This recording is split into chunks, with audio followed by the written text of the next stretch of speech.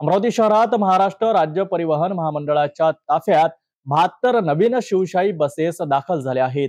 या बसेसमुळे प्रवाशांना अधिक चांगल्या सुविधा मिळतील अशी अपेक्षा आहे। या गाड्यांची देखभाल आणि दुरुस्ती कशी केली जाते, तसेच या लालपरीमध्ये प्रवास करण्याचे काय फायदे आहेत, याबद्दल अधिक माहितीसाठी आपण अमरावती आगारातील कार्यशाळा अधीक्षक हर्षद धारणे यांच्याशी बोलणार आहोत। अमरावती शहरातील बस आगारात दाखल झालेल्या 72 नवीन बसेसमुळे प्रवासाचा अनुभव अधिक सुरक्षित आणि आरामदायी होणार आहे।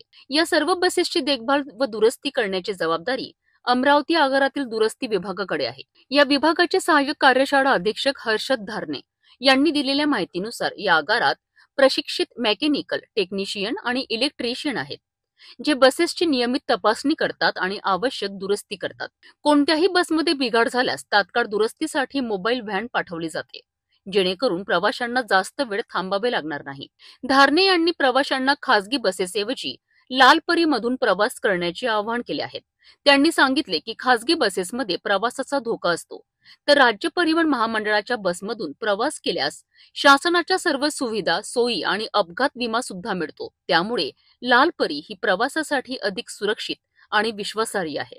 जवळपास आपल्या मार्च मध्ये जवळपास 53 ते 55 गाड्या होत्या, तर आता हा सध्या ऑगस्ट महिना असून आपल्याकडे जवळपास 72 गाड्या एकूण सर्व झालेल्या आहेत। त्यामध्ये अशोक लेलँडची सुद्धा नवीन गाड्यांची भरती झालेली आहे आणि इलेक्ट्रिक सुद्धा बसेस आलेल्या आहेत। तर चांगला ताफा एक निर्माण झालेला आहे।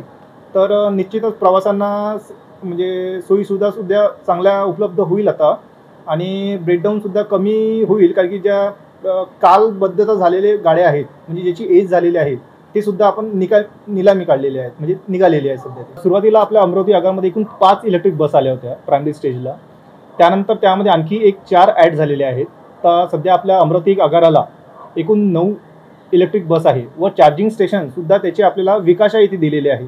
आमचं असं म्हणणं आहे की जे महामंडळाने आपल्याला ज्या सोयी सुविधा दिलेल्या आहे, जसं महिला आरक्षण आहे, 50% आहे, किंवा अपंगत्व आहे, 1/4 आहे, यांच्याकरिता चांगल्या सोयी सुविधा दिलेल्या आहेत।